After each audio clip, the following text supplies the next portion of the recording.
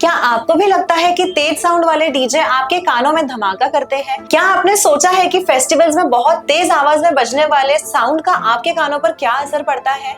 हाय, मैं राधिका गुप्ता और आप देख रहे हैं Nagpur today. High decibel sound से होने वाले हेल्थ इंपैक्ट क्या है, यही जानने के लिए आज हम पहुंचे हैं नागपुर के फेमस ऑरेंज सिटी हॉस्पिटल में। और मेरे साथ है ऑरेंज सिटी हॉस्पिटल के ENT सर्जन सिद्धार्थ साहू जी। इस समय फेस्टिवल्स के दौरान हाई इंटेंसिटी वाले डीजे यूज किए जाते हैं जिनका साउंड काफी दूर तक के जाता है।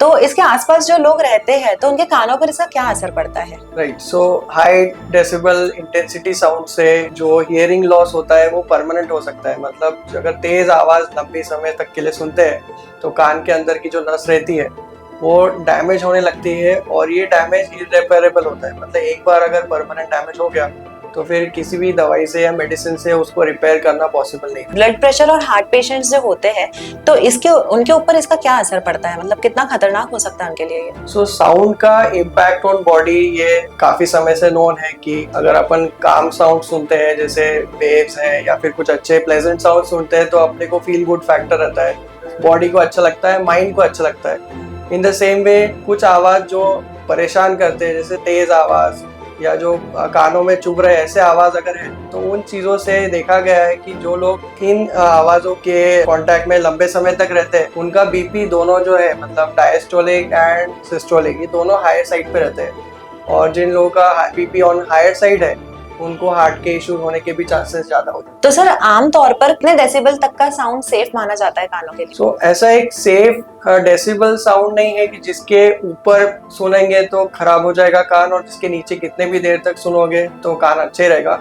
इसमें बहुत सारे फैक्टर्स इंपॉर्टेंट है। एक है साउंड का डेसिबल और दूसरा है साउंड का डेसिबल का कितने दिन तक या कितना ड्यूरेशन था।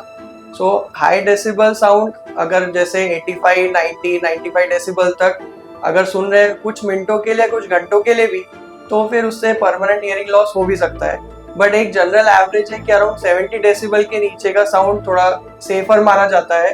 बट उसके बियॉन्ड अगर ज्यादा देर तक आवाज सुनते हैं, डेसिबल जब बढ़ाते हैं more than 70 decibel for a longer duration of time, so उससे परमानेंट हियरिंग लॉस होना चालू हो जाता है। तो सर फिर ये जब हाई डेसिबल का साउंड होता है तो इसका इम्पैक्ट हम कैसे कम कर सकते हैं?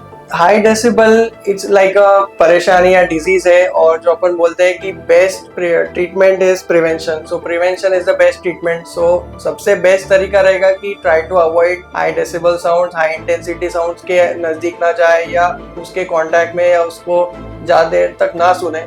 बट कुछ कंडीशंस में जिसमें हो सकता है कि वो अपन अवॉइड नहीं कर सकते तो उन केसेस में वी हैव ईयर प्लग्स या ईयर मफलर्स रहते हैं या आजकल कुछ नए तरीके के ईयरफोन्स या हेडफोन्स है जिसमें नॉइज कैंसलेशन सिस्टम्स है। सो ऐसे अगर चीज़ें यूज़ कर सकते हैं तो अपन हाई डेसिबल साउंड या हाई इंटेंसिटी साउंड से बच सकते हैं।